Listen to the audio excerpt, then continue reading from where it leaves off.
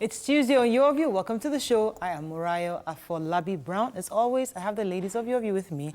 Hey, YK in the building. Yo. Good morning. How you Good doing? Morning. I'm okay. I will not talk about COVID right now. I will wait till the newspapers. Today is my brother's birthday. He's 58, Femi. Oh, happy birthday. He's 58 today. And we're under lockdown, I guess. He's younger than you, right? You're just a year. Yeah, just a year. Oh. Some people have incorporated me into doing a competition for him. Okay. If you get the trivia, Femi trivia, if you win on Instagram today, if you win, you get 5,000. Oh. So I don't know what I'm going to do. I'm supposed to $5,000. So come up with questions. Come up with questions. If you get the answer, you win 5,000. So nice. I think I'm doing that at 7. Can I do like 10 times so I can win? My friends will not be able to do it. You can't do it. It's even I don't know. Okay, what color are you wearing? This is baby blue, sky blue. Okay, It's, I was trying to figure out, like, okay, I'm not sure this color is... As usual. And then there's one of our fans, Miss Tuna Hey, she knows I'm talking about her. Jesus Christ, like She knows her mother was 70 on the 8th of June. She had sent a text, but I saw it late. She wanted us to wish her a happy birthday. So, and she's a real big fan of the show. I must get the name right. Spell it out for us. Tunkarimu. Spell it out. Tunka. Oh, Tunkarimu. Tunkarimu. Okay. Yeah, I wasn't wearing my glasses, you know. So she was 70. So please, ladies. Happy birthday to Mom. Fantastic. How are you doing, Mariam? I'm doing well. What's this style called? Is it like, I don't know. I feel like there's a cartoon that has this kind of...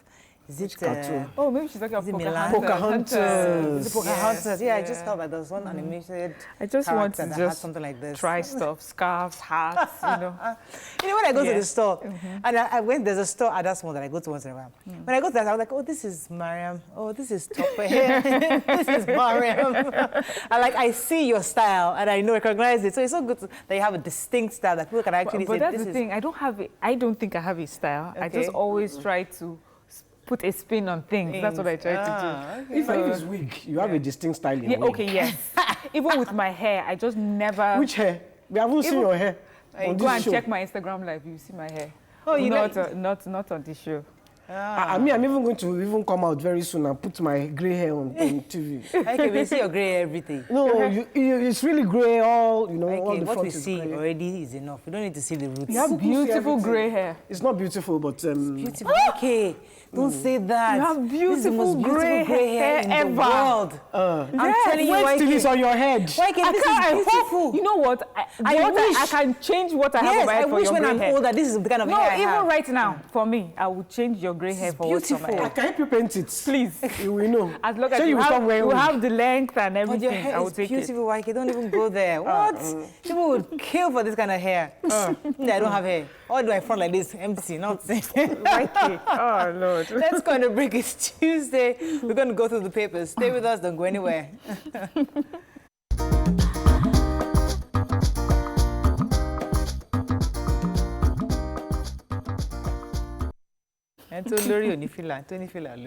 Welcome back. Let us start with the nation. More star stories today. Shocker as Lagos Senator Oshinawo dies at 64. Government to Nigerians battle against virus in your hands. YK, your view ladies have been talking this we've been saying this for the past 2 weeks. Obaseki's disqualification final, says Oshomole. Airline asked for flying Naira Marley to Abuja. Labour seeks tax cut, interest rate reduction.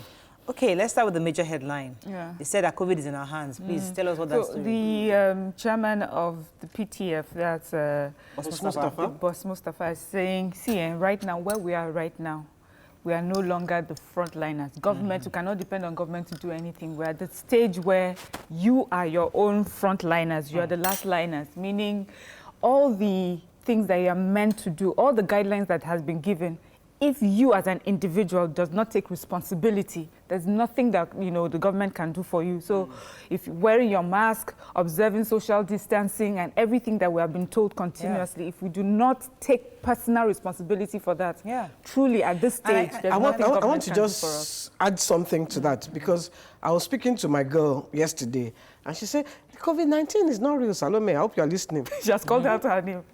It's not COVID-19. I said, what? She said, no, it's a lie. So, and that is the thinking of most people. But they don't know. You see, all these things that you're hearing, this one died today, this one died tomorrow. It's all COVID. I'm telling you, if you hear of 10, 8, it's COVID. It's COVID. COVID, COVID-19. I'm a supporter of our president. So. Oh, Lord. Okay, but the point is, COVID-19 is real. Yeah. And just as ladies of your view have been telling you for the past few weeks, it is in your hands now. The government has done what they can do. Right now, Oyolowa. Moving on to Punch. To help her with Oyo is on your own. OYO. Yes. Well, not the government will help you, but you have to take responsibility. That's what I mean by Oyolowa. So no, the government has even told you that you are Right no now, more. We are no more your frontliners. You are the frontliners. So we have taken a step back. Yeah. We are protecting ourselves. If you like, don't protect yourself. Simple. That's what they've told you. Simple. So, moving on to the Punch. Obaseki, National Working Committee visits Aso Rock to counter APC governor's moves. Picture a protest by the National Association of Advancement of Colored People Against Fatal Shooting. This was in Atlanta. Naira Marley, FG grounds executive jet, sanctions airline and pilot. Multi-million naira fraud rocks Lagos Waste Agency. Emeritus Professor of Medicine Akin Kubid passes at 86. Don't open schools, viewing centers, stadiums now, federal government warns. And Nigeria recorded 717 rape incidents in 5 months, says Inspector General of Police. Okay, which story are we taking? Let's start with Naira Marley story. Yeah, go ahead, Wake. Yeah, the government has banned the executive jets because there was a flight that was supposed to be for Justice Adolfo Okoji. And actually, he was the one on the flight. And his name is Aziz Fashola. And the government have now banned them and told them they're going to pay a maximum fine. They haven't really charged Naira Marley yet, but they are actually about to. Okay, let's take one more story then in Punch. So the multimillionaire. Yes, go ahead. I took that. So Loma is under serious investigation, and it happened that. Usually, they say the bill for Loma comes to about 540 million, and then it was increased to $1 billion. And the governor decided to, audit and find out why this increase, and also looking for ways to save money for the state. And in doing that, because there were so many allegations of fraud, the former MD of Loma, Dr. Muyiwa Gbadigesin, was asked to step aside. A new MD was put in his place, and he was asked to oversee the investigation. So what came to light is that the Loma, how it works is that they have supervisors, they have sweepers, they have contractors. Yes. And the contractors take their wage bill to the government. And for example, they might say, each contractor might say, I have 10,000 workers, and each worker gets 25,000. But they have found out that some contractors will say they have 10,000 workers, but maybe have only 2,000 workers. Right. Or you are supposed to have 500 workers, but you have only 20. And we have workers who have, and supervisors that have been complaining that they haven't been paid in, I think, 3 months. And there was a particular worker in question that actually she earns 80, contractor, thank you, that she earns 80 million monthly. When they now investigated, they found that, they call her Iron Lady, they found that she only had half of the numbers of sweepers she thought that she had recorded. And what happened was, what even brought it to light again was the sweepers were protesting that they're not getting paid. It's really, I'm happy that there's an investigation ongoing. Because I know that Nima did mention there was issues we had concerning this, and this is probably the fallout of one of the causes of what Nima was complaining about. Let's take one more story in Punch. Have we? Major headline. Let's talk about Obaseki and let them once and for all. Once and for all. So we heard that the governor was going to the president yesterday to try to talk to him and get some kind of support from the presidency. As he did that, 4:30 p.m., NWC came, the National Working Committee came to counter what he probably said to the president, saying that they're going to follow the constitution of the party and there's nothing that can change their decision on that. I think what surprised me in the matter was that they actually released his results, saying he had deceived them or his results were fake. And I'm wondering, you didn't know this 4 years ago? We discussed that. Yes, let us move on. Let us not say that we're dragging the issue. We discussed it's it. Not, but no, it's a matter of integrity. They say they are doing it for our good, so it's for our good, but for the legality of the matter. Let's move on to Daily Sun. Edo APC Guba tickets. Okay, I think we talked about that. Let's move on to federal government rejects schools, reviewing centers, reopening. Headsmen, Igbo groups launches Operation Lion Walk in Southeast. Airport reopening, passengers must arrive 3 hours before flight. Okay, let's talk about this federal government rejecting schools reopening. Okay, so I think they said Oyo State has said June 29th, it will be opening schools for primary 6, JSS 3 and SS 3. And these are classes that will very soon be writing exams. And so they want to open it so that those students can come. But the federal government is saying we are not, we think it's bad timing.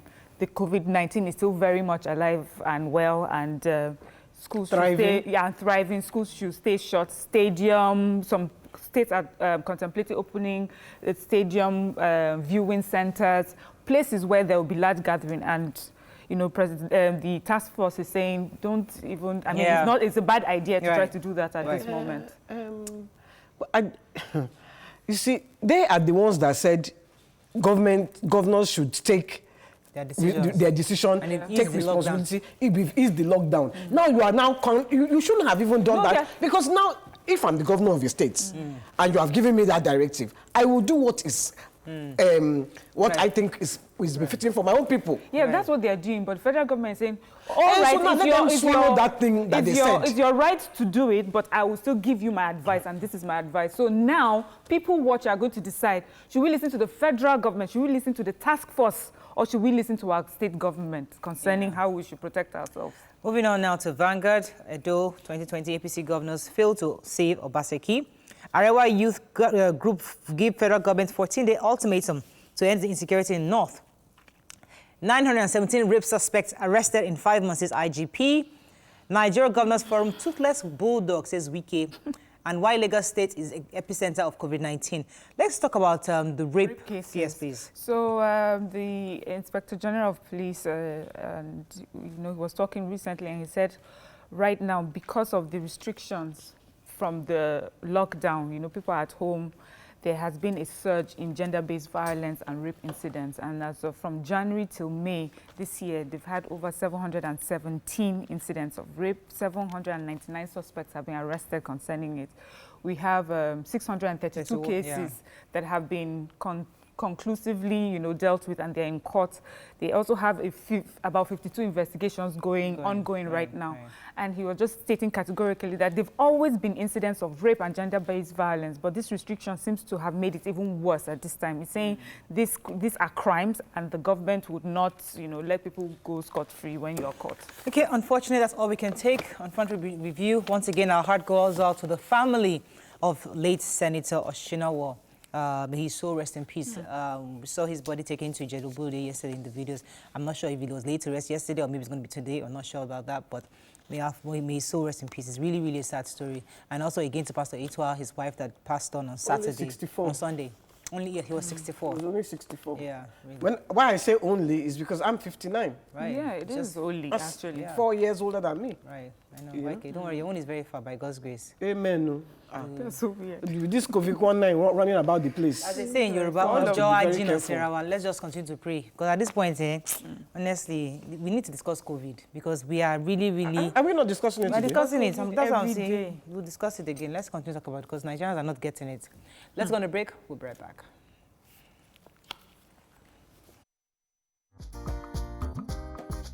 Stay tuned. Your View will be right back.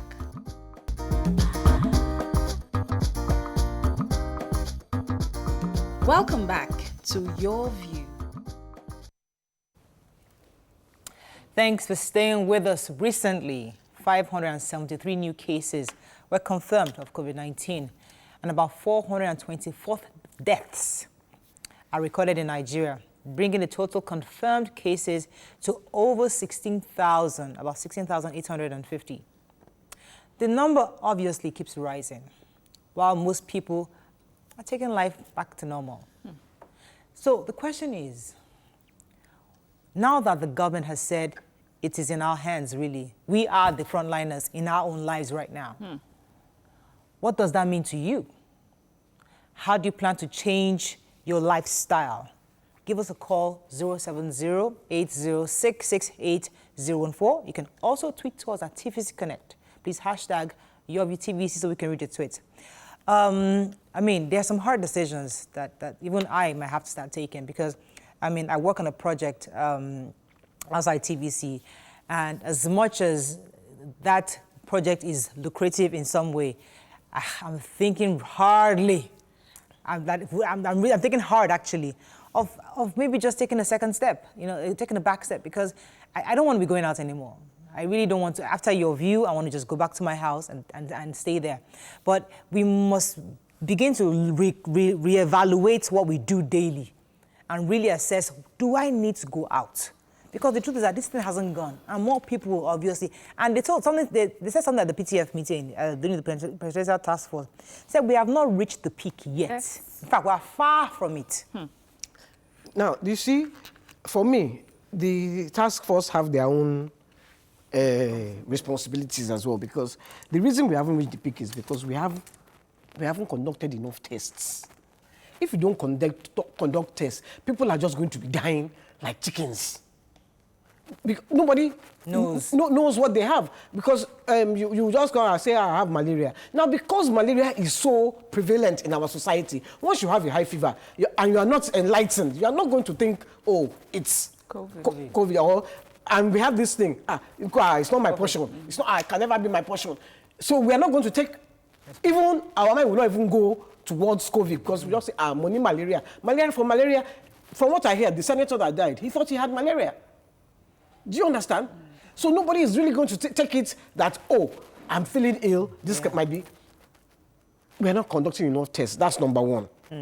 Number two, we are not. Okay, for the reason that we're not conducting enough tests, that's a governmental issue. It is. So right now we're talking about our people. What is our own responsibility? So the government has their own, no doubt about it. But we now need to say, okay, they're not taking enough tests, so how do I ensure? I agree. Because, but what I'm saying is because we're not conducting enough tests, we don't know whether we have reached the peak or whether we are even over the peak. We don't know. Right. Because there are no statistics to tell us. Yeah. So yes, we have to take responsibility, but the government has to be drumming it in their ears every day. Government said they're not drumming. I say, Salome, she was telling me yesterday with full confidence, there is nothing like COVID. They are lying. I said, Salome, from this house, you are saying that? No, there's nothing, no COVID. I said, You need to be careful of Salome. So, she said, no, nobody is wearing mask again. Herself. Because I bought masks for all of them. Nobody is wearing masks. If you go on the street, nobody is wearing masks. I said, should I be dressing from you before you go? Because someone like my brother, he has not stepped out of the house like this in 3 months. I said, look at this poor man. He has stayed in the house for over 3 months. People will come from outside and come and give him COVID. Because this thing is not nobody is taking it seriously. And we need to take it seriously. I said you hear of 10 days, 8. And there are no statistics. We don't even know for a fact. We don't know.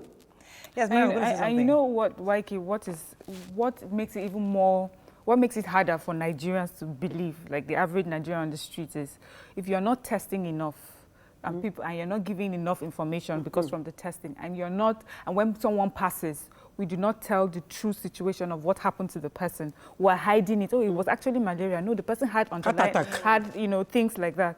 So when people know, okay, see, we have tested your community. House 1, 2, 3, 4 we have tenants that have COVID. House 2, 3 deaths in these houses died from COVID. people will be more aware because now you can point at your neighbor and you know, okay, so this is happening. What's the stigma? I love what you have just said. What is the stigma? Who brings stigma? I mean, stigma is not something that just flies from above and just lands on you. Yeah. It's how you talk about it. Yes. So if someone talks to you in a way about it, you shut the person up. Right. I'm telling you about it so that you can protect yourself. What stigma? I love what she just said. You know why I love what she just said? Because one of the arguments Salome gave me yesterday was, if it's true that there is COVID, why are they not showing us people that have it? So people don't believe because we're not saying people that have it. And it's those graphic images that we saw internationally that even made us here in Africa to understand what's going on. We saw it in China, we saw it in Spain, we saw it in Italy, we saw it in America, we saw it even in the UK, where we actually seen hospitals. And I know somebody, YK, somebody that we all know. You probably know this person was sick, close to death. He was on 2 ventilators. Thank God he's been discharged on this COVID matter. Somebody that you and I well know, he was sick. He just disappeared for 2-3 weeks. I just spoke to him 2 days ago. He said, Mariah, I was using 2 ventilators. I almost died. But we will never speak. Now, imagine now, if we had videos or showing that people are actually sick in the hospitals, maybe Nigerians would get the message because they don't know these things. And we're hiding. Many of them are politicians, they are leaders. They want to hide it. Let everybody know that I have COVID. And it's unfortunate. We stigmatize everything in this Nigeria. Everything. You are raped, you're stigmatized. You are tall, you're stigmatized. Yes. You are short, you're stigmatized. You are a woman, every stigma. And you have COVID, you are stigmatized. You have gray hair, you are stigmatized. Everything is stigmatization. They should stop it. We should stop it and look, we should smell the coffee. Let me take this call. Antonia, are you there? Thanks for calling. Good morning. Morning. Morning. Quick one on the COVID issue. I think we locked down too early. And I think we did not assess the situation properly before locking down. The things that work in developed countries, social distancing, won't work here in Nigeria. I work for a multinational company. Prior to going to work every time, I have to be quarantined a week and go through the COVID test before going to an offshore location. That is the process we have to go through every time.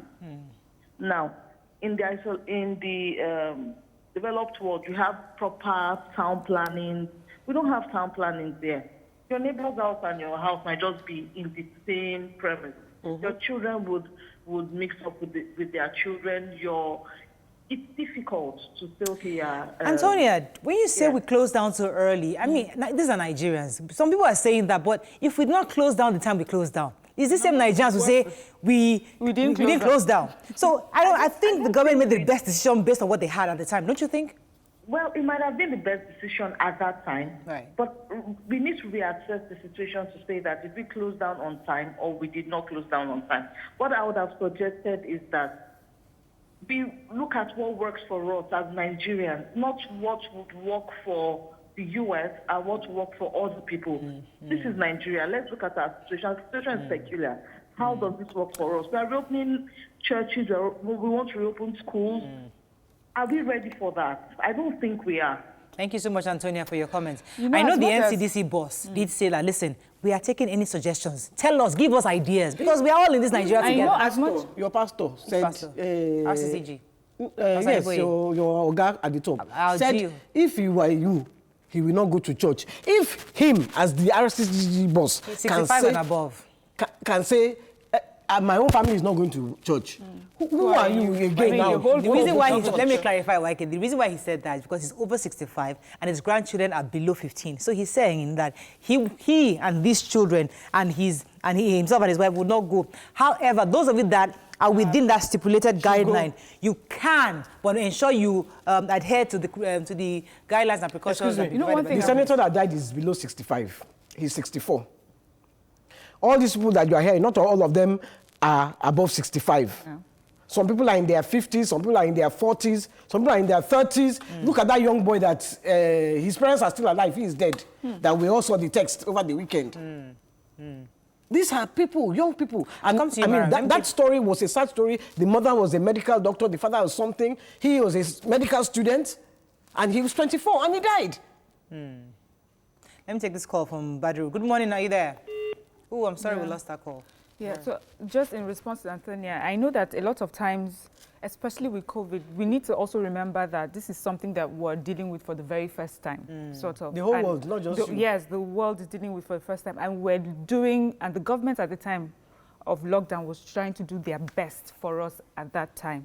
You know, when we say we locked down too early, for me, I don't think so. I just feel that we did not plan after lockdown. That is what I think our problem was.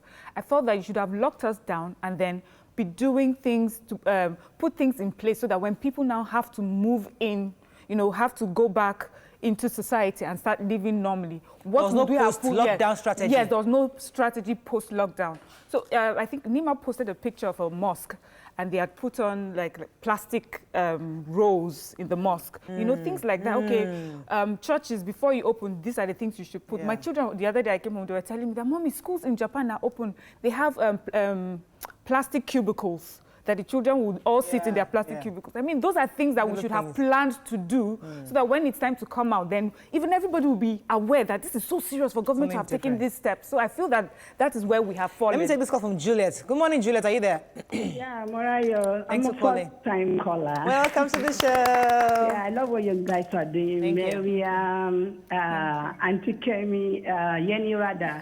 How you guys doing? We're good. Yeah, actually, concerning the topic we're talking about now, the increase of COVID-19 cases in Nigeria, I want to suggest that the government should be able to show us. They should show us what is happening because just like what Morayo said, in Europe, in abroad, we saw what is happening. That was why we actually believe that COVID-19 is real. So please, I'm asking the government to show us what is happening. Let's see so we can believe. Like in Kano here, people don't believe it. When you ask them, they tell you that it is dead, it's not existing. You know, the Northerners here, they don't believe it. So I'm not based here. I actually came here. I'm based in Lagos. I actually came here to stay with my sister. So what I'm saying is they should show us what is happening. Let's believe it. Let people be careful. All right. Let them show us people that have where they are burying. Thank you, Juliet. Let them. Point taken. Right, you're going to say something before Juliet's call came in. No, I was going to talk about the what Marian said about when we locked down, which I totally agree with you. If when you locked down, you took steps to open, but okay, you own a bar, okay, this is what you will do before you can open. And that 1 month we were locked down, we did that. We just locked down, everyone was sitting around doing like this. We didn't know. So, and when they just released us like this, everybody was like, hey, praise God. Yes. Exactly. I've been freed from prison. Exactly. There were no measures taken. We just locked down because Oyibo people locked down. We still locked down. But we have forgotten that Oyibo people, They locked down for they are used to it. That's their life. They don't go visiting. It's not like a party. When you go to party, you are more than 100. That party is... in a party, you go to a party, is 100 people in Nigeria. That party did not rock at all. Nobody likes you. It's true. Nobody likes it. I wanted to just add one thing. I know that government is saying that we are now the frontliners, but also my question is, when we locked down, government was saying, okay, if you don't go to work, so they would still pay your salaries and things like that. So my fear is, now that you say we're the frontliners, what does that mean for people who have decided to stay at home? Would they be paid salaries because they don't see, you know, they'll be opening themselves to risk if they go back to work. So those are the things we have to run off. Let me just say a couple of tweets. Yes. Oluwa Bella says, Isaac says, I want to believe that if the government could provide a substantial palliative for her citizens and proper orientation, we won't be facing what we are facing. Imagine private school teachers, how they are coping now without pay since March. UZ says, the fact that government is saying COVID-19 is now in our hands is a joke. What was it before? We thought all the money contributed would be used to fight or conduct tests for Nigerians, but nothing. We have to wrap up. Unfortunately, that's all we can take on this. Our last comment is that, listen, you have to be cautious. Let's go on a break. When we come back... It's not government that will die, sorry. It's you. We'll discuss blood donation. Stay with us. We'll be right back.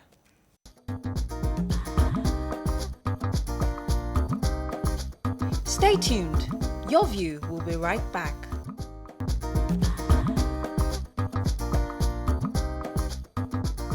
Welcome back to Your View.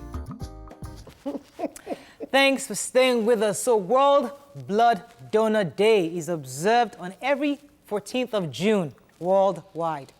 This day tries to create awareness about the need for safe blood and blood products. It also thanks blood donors for their contribution in saving lives with their blood. In commemorating World Blood Donor Day, we have with us Doctor Bodunrin Osikomaiya, who is a consultant hematologist and executive secretary, Lagos State Blood Transfusion Service. Good morning. Good morning. How you doing? Good to have you on the show. Nice being with you once again. Yes. So, World Blood Donor Day. Tell us the significance of this day today. The World Blood Donors Day was chosen years ago to, first of all, appreciate all donors, to encourage non-remunerated donors to continue to give, to encourage those that are not donors at all to become voluntary donors, and to discuss about existing trends relating to blood transfusion, blood donation, and existing circumstances.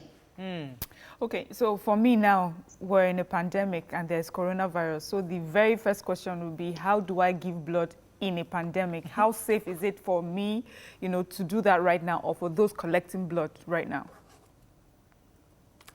I can't hear you very well. Can you please come up again? I said right now we're, the COVID-19 situation.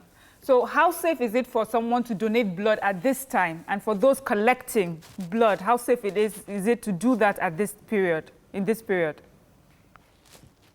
Yes, we all know that the only way we could confirm right now is to have a PCR test, but people have a suspect by asking questions. So we have a list.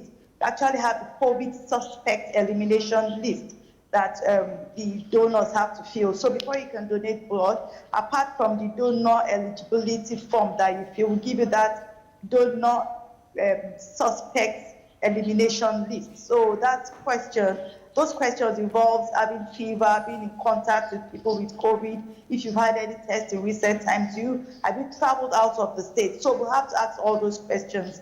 Apart from that, we will check your temperature and ask about respiratory symptoms too. So the best we could do for now is to ask questions and check you clinically to know if you are a suspect and if you are eligible to donate blood.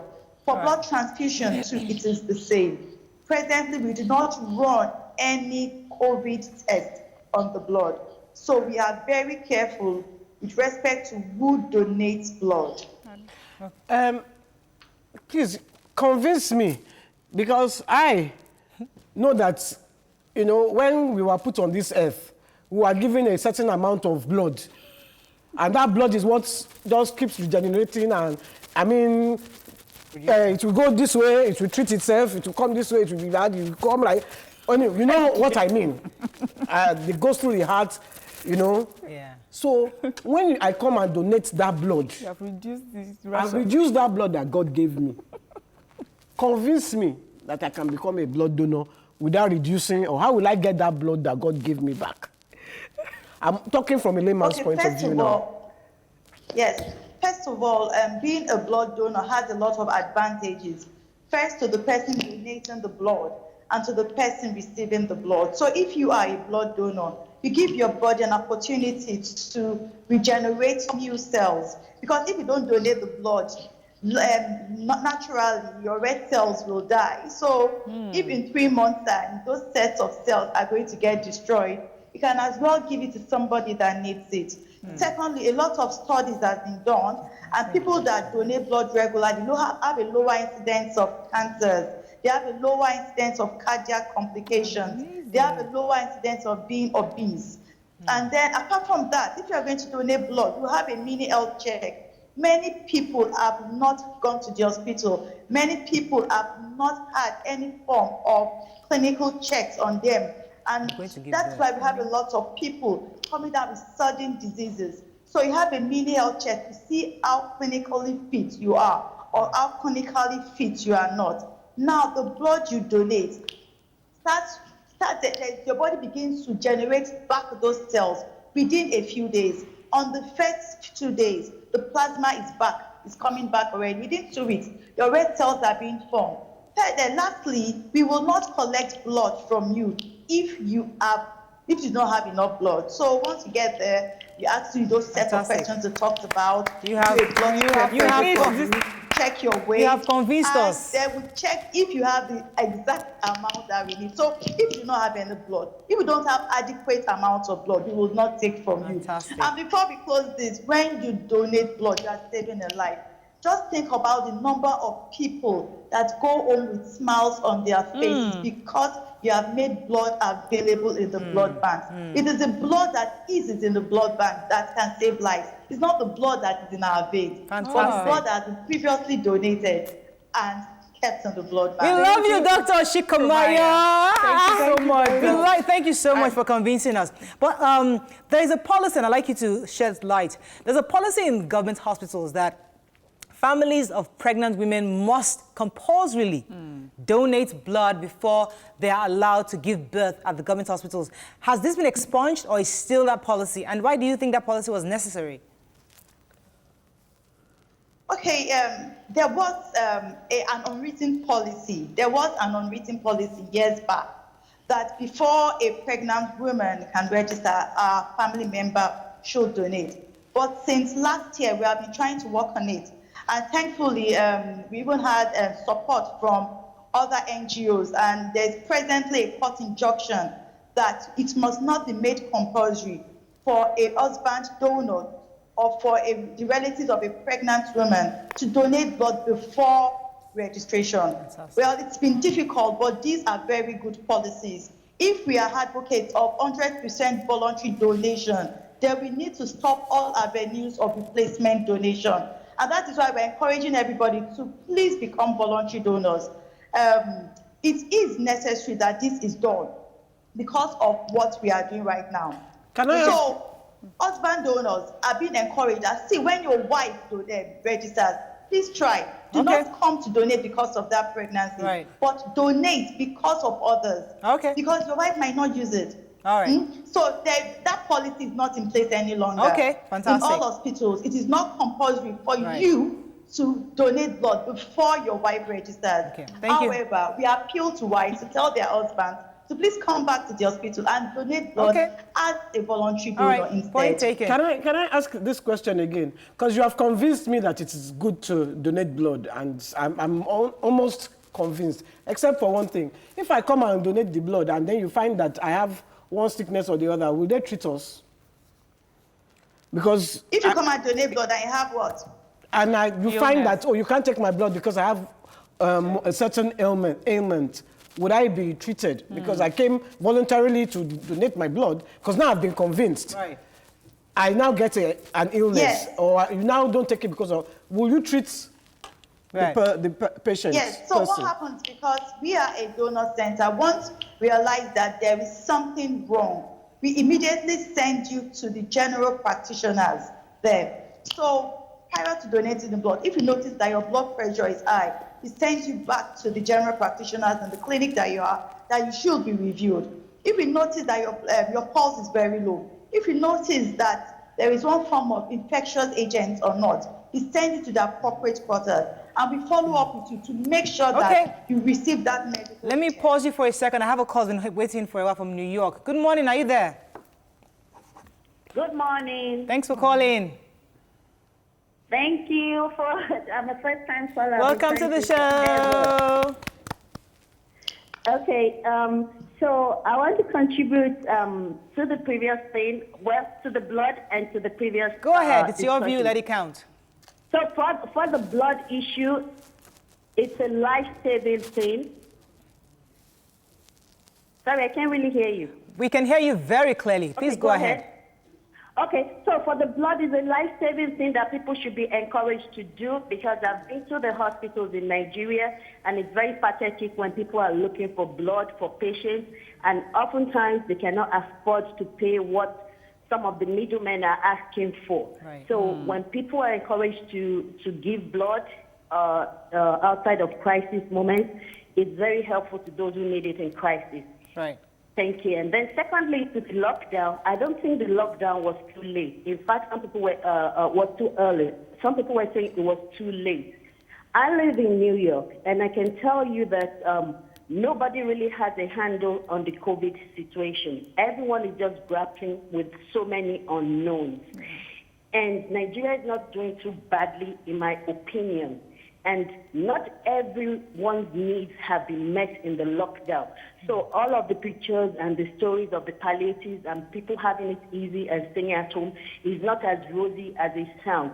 People who are not high-end earners have had to go out in public transport every day to go and work, putting themselves and their families at risk. And these are the poor people, a lot of who do not have health insurance, and that is the real situation. The people who are able to stay home and earn money from staying at home are actually people who earn high figures, and they are also able to live in housing where there's not a lot of close contact with other people, so they are better off.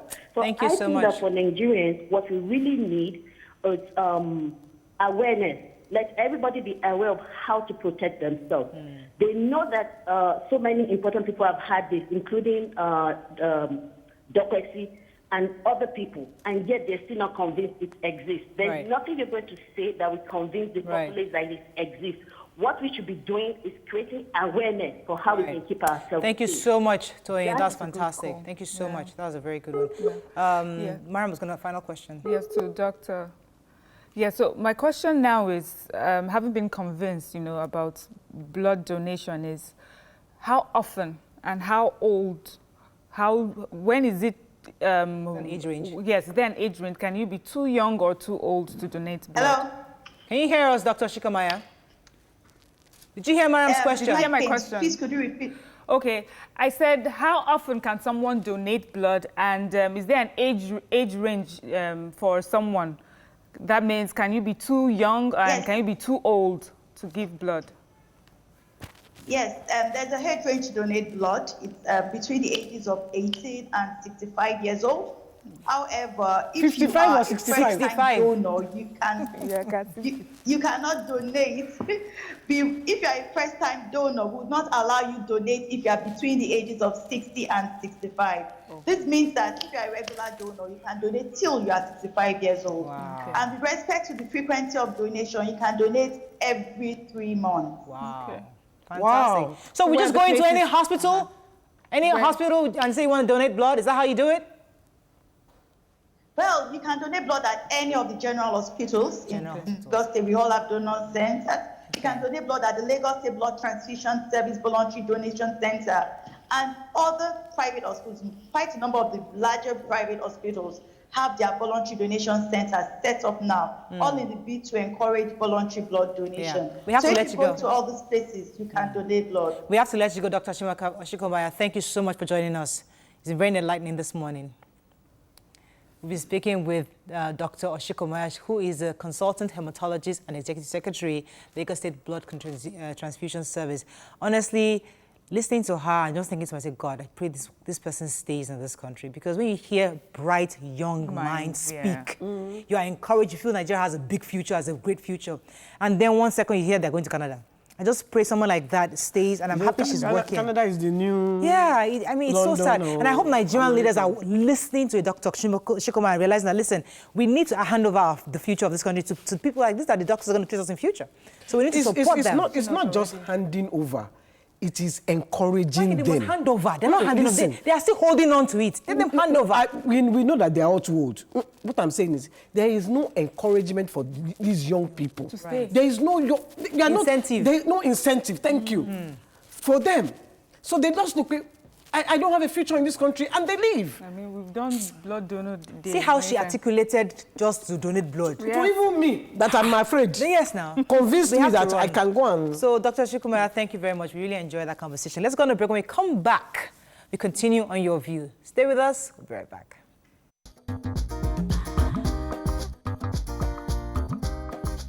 Stay tuned. Your View will be right back.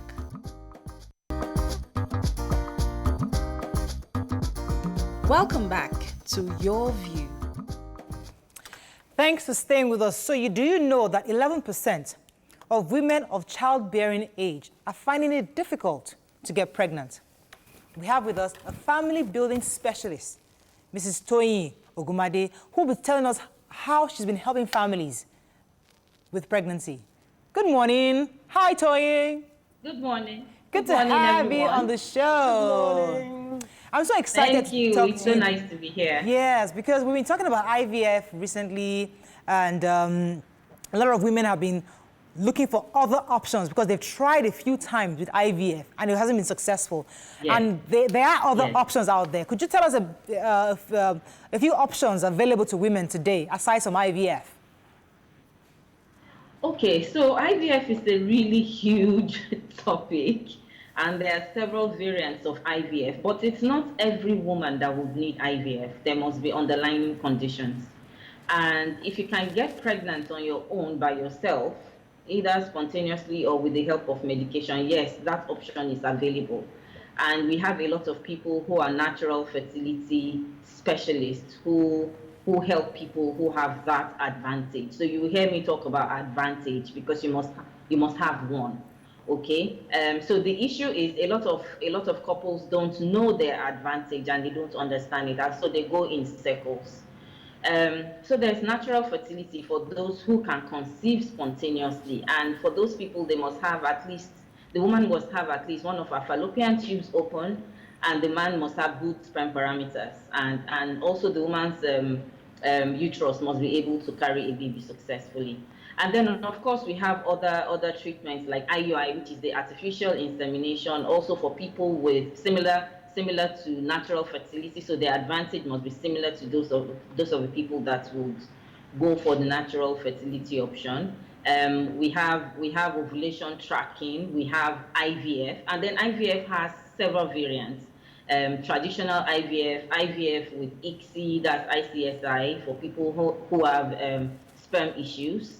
We have surrogacy, we have IVF with donor eggs. There are several. And then some people can conceive when they have surgical interventions. So it depends on what your assessment is, what your advantage area is, and the treatment option that the specialist doctor will be prescribing and advising for couples to. Now I know you had the surrogacy experience, and many of us know about your story, and I'd like you to share that with our audience today because many people haven't embraced the surrogacy option yet in Nigeria. I'd like you to share your story with us. Wow, it's a 13-year journey. and I always tell people that surrogacy chose me. It wasn't something I wanted. It wasn't something that I jumped at. It wasn't something that was appealing, but that was the only option I had because I had post-surgery complication after fibroid removal. And despite corrective surgeries back to back, I had 3 back-to-back corrective surgeries. It wasn't improving any chance for me to conceive naturally. So the only option I had was surrogacy with my own eggs. And even with that, I had to go through IVF surrogacy 3 times before the 3rd one worked. And fortunately, with the grace of God, I have a set of 8-year-old twins now, girl and boy, and they are watching. Okay, so I share my story because people wonder how these things happen. For instance, my surrogate is an Indian woman because I had my treatment in India, and my children look exactly like me. So science has made these things possible, and it's high time we embrace it. Rather than sitting down at home and, waiting endlessly, trying from year to year, embrace your option. Now, for me, surrogacy was the option I had because I had a uterine complication that could not be resolved. Okay, let me go on a break. For some people, it would, Let me go on a break. When we come back, we'll build more on this issue of surrogacy. Stay with us. We'll be right back.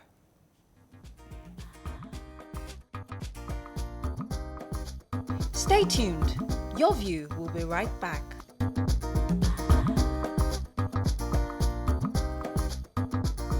Welcome back to Your View. So thanks for staying with us. We still have Toyin Oluogunbande with us. Waike, you're going to ask her a question. Yes. For people who are interested in doing this surrogacy, is it expensive? Yes, it is, because it involves a whole lot of things. The IVF treatment, the legal aspects, surrogate compensation fee, and then the number of times you try. Okay, because for some people, it's not the first time that they will get it right. In my case, I went through it 3 times before we got it right the third time. So all of that brings all the expense to a large sum. But the good thing is it's phased out, so you don't have to pay everything up front at once. You phase it out as the treatment progresses. If there's a pregnancy, then you go on to the next stage, and then at regular intervals as the company who is managing it would allow. Let me take Olamide's call from Manchester. Morning, Olamide. Good morning, Moriah. Yes. I really like your program, and I just want to chip in this idea. You were talking about blood donation. Yes. I just want to make people aware that there is what is called bloodless surgery, and I think that is what our doctors should also preach. Okay. It's safe.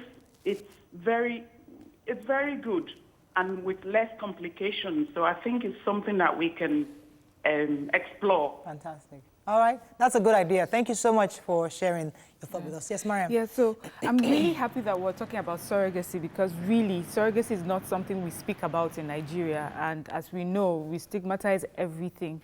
But I know that some people have genuine concerns, and some would say the bonding process, like when you carry your baby, you're able to bond with your child. But when another person carries your babies, doesn't that take that away from you? And how are you able to build that after the baby is given back to you? And then the fear of, what if the surrogate carries my child and runs? Those are genuine concerns. Yes, and I understand that. Bonding with a baby is very easy. We all have nephews and nieces and cousins and next door neighbors that we bond with. So you don't have to carry a pregnancy before you bond with that child. In fact, by the time you hear you are pregnant, that your surrogate is pregnant, you start the bonding automatically, because you know what? You've invested emotions, you've invested time, prayers, money, effort, years of waiting into this thing, and finally you're getting it right. So right from the moment you're starting the treatment with the surrogate mother, you are bonding. And the beautiful thing is you can even breastfeed. In my own case, I had a lactation,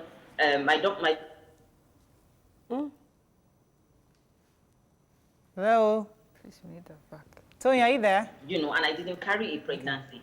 Can you hear me? I can hear you now. So you breastfed? Can you hear me? Yes, go ahead. Can you repeat that? Okay, yes. In my case, I was able to lactate and breastfeed my babies because I went through a lactation treatment and I did breastfeed. So even if you go through surrogacy, you can breastfeed. Now, the quantity may not be much. You will still need to augment with milk and formula, but you can breastfeed. And I said that for bonding, once you put your money into something and your emotions and your time and your prayers, you will bond with that baby right from the word go. Right. Right. So it's easy. And the moment they hand over your baby to you, you are a mom. Right. You don't need to carry that child before. Let me take this call. And for surrogates running away with your baby, a lot of the surrogates in Nigeria are not interested in running away with pregnancy. They don't want an additional mouth to feed.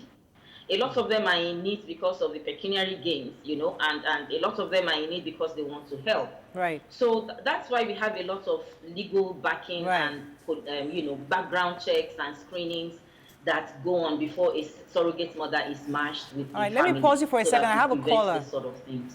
Hassan has been holding for a while. Good morning there. Thank you. Go ahead, Hassan. Oh, sorry we lost that call. I have two questions for you, Toyin. Okay. Hassan, are you still there? I think we lost that call. Yes, I'm here. Yeah, okay, yeah. Toyin, I have two questions for you. Number one, you've been doing this for a while. Have you observed any religious restrictions to people who want to take this option, but religion is holding them back? That's number one. Number two, can anybody just volunteer, say, you know what, I'd like to help somebody carry their baby? If I want to do that, is there any, aside from the emotional the emotional, the physical and emotional investment, is there anything that I would lose from making this kind of offer to somebody else? Those are two questions. The mother. Okay, as per the religion, we have a long way to go. Because, earlier on you were talking about stigmatization. Now, because there's a whole lot of stigmatization happening to people who are trying to conceive. It has unfortunately carried into the religious section of our culture. But the thing is this, even surrogacy dates as far back as the Bible days, because there are two types of surrogacy. You're either a traditional surrogacy in the sense that you're using your own eggs for that family, and so you're genetically connected to that child, you're handing over to that family to help them. Or you're a gestational carrier, in that you are not in any way genetically connected to that baby. So if we trace it as far back as Bible days, we'll find a lot of traditional surrogacy arrangements, even sperm donor arrangements within families. So when I meet people who have this roadblock, and I had that roadblock as well, and I had to sit down and check these things for myself in the Bible and go through some sort of counseling before I accepted it. So when I sit down with people, I put them through a counseling session, and we talk about it to clear their mind blocks. Right. Now, for people who go on to become surrogate mothers, it's not everyone, unfortunately, that can be a surrogate mother, even if you want to help, because you have to go through medical and psychological and physical screening. And at the same time, we have age criteria. So anyone who is above 40, 41, traditionally, we will not want to take on as a surrogate mother. Okay. Anyone who is younger than 26 and is not married and has never had a living child before, we will not take on as a surrogate mother. So we go through all these checks and screenings to make sure we have the ideal set of people that are, waiting to be matched with family. Let me take this call, then I'll come to you, Waike. Call from the UK, I believe. Good morning, are you there? I love international calls today. How are you? Very good. Go ahead, please. It's a quick one. I just really want to align myself with the lady that came to speak with regards to blood donation and how she actually coordinated herself and how she presented and eventually convinced every one of you. Well, you can see that that lady, obviously, she must have been well grounded. Not that there are no other people like that there, but they are. But then again, there are so many other people that graduate from most of these universities that cannot even coordinate and control themselves with the way that lady actually did. And kudos to her. And quickly on another note, you were talking about the issue of why the increase on the rise of the COVID-19 thing. Well, unfortunately, I disagree with the lady that said we locked down too late. I don't think so. So people that have locked down in the other part of the world, they've locked down because of the conditions that prevails over there, and there are reasons why they do so, and there are also processes that are put in place to help them to unlock gradually, as opposed to the case we have back home. Now look at most of it, even Oh, we lost that call. I'm so sorry. Anthony, thank you so much for your thoughts on that. I hope you can call back. Yes, Mara, you're going to say something. Yes. So I'm thinking, as someone who is willing to be a surrogate, what sort of help, psychological help, do I get after I hand over the baby? So someone is watching right now and thinks, I would like to do this, but would it affect me emotionally in some way? And then I have to lose weight also after. Okay, so yeah, that's a good question, because surrogate mothers are typically, what we do is to handhold them and to put them through a lot of counseling. There's also a support group. So we have people who have been surrogates previously who also handhold the new ones that are in the process, and there's a lot of counseling that happens up until the time they have the children and they hand over. So till they hand over the baby. Now, they are not even the ones handing over. It's the hospital that does the handover, because they don't get to meet the babies by design. Okay, immediately at childbirth, they are separated from the babies, and they have been prepared for separation. And then after delivery, they also still go back to the hospital for checks and counseling and postnatal support. And then we still handhold them and counsel them all through. We have a particular surrogate who worked with us 3-4 years ago, and she's still on. So anytime she has an issue, she comes back and she talks through the process. So it's a lifelong thing, because what you've done is a lifelong help. And they remember, they savor the moments, they enjoy it. Some of them are even thinking of writing a book about it themselves. So they have all the support available for them. They do well. That's the thing. They do well. Do you get to meet your surrogate and interact with your surrogate, maybe touch the baby, talk with the baby while she's carrying it? Yes, I did. I had that opportunity. I was in India. I lived in India for 2 years, which is also where I trained to do what I do now. So she lived in the hospital throughout the 9-month period, and I saw her every day. I could speak to my babies. I was there every scan day. I was there every doctor's appointment. Once in a while, I would touch her belly, but because they are a bit conservative, and I had to respect her boundaries and all of that. So I wasn't as free to touch her like that as much as I would have wanted. But yeah, I got to see all the kicks, all the movements. So tell us about the babies. All Did the children come out healthy? You know how Nigerian perception, once you hear surrogacy, you think something happened to the kids, they are deformed, or, they didn't just come out all perfect. Could you tell us the health condition of your children when you saw them for the first time? They were fine. You see, surrogate delivered babies are just like your normal children. So I tell people it's like you parking your car in a garage for a while, and then you come back and you move your car away. Do you understand? So nothing happens to your car, nothing happens to the garage. So they are fine. They are healthy, they are strong, they are tall and big. My daughter is over 5 feet. She's 5 feet 2 inches. Wow. And they are 8 years old. The boy is like 5 feet. So, and she's my split copy. She's my replica. They're fine. They don't fall sick, apart from maybe malaria once in a year or once in 2 years. They don't. Nice. Wow. They're healthy, they are strong, and they're very intelligent. So there's somebody. Okay, go ahead, Mara, please. Yeah. So your experience was in India, and earlier you also mentioned Nigerian surrogate. So I would like to, Nigeria and how it is. We're still struggling, a lot with a lot of our institutions. So my concern is, surrogates are already a very expensive venture. So it may be open to only people of a certain class. What legal framework does someone have exactly, knowing that you're going to, usually the surrogate mother may not be of the same social class. So what sort of legal framework would you have to protect yourself from unscrupulous surrogate mothers? Do you get my question? So I'm a person of means. So I'm a person of means. Yes, I do. Okay.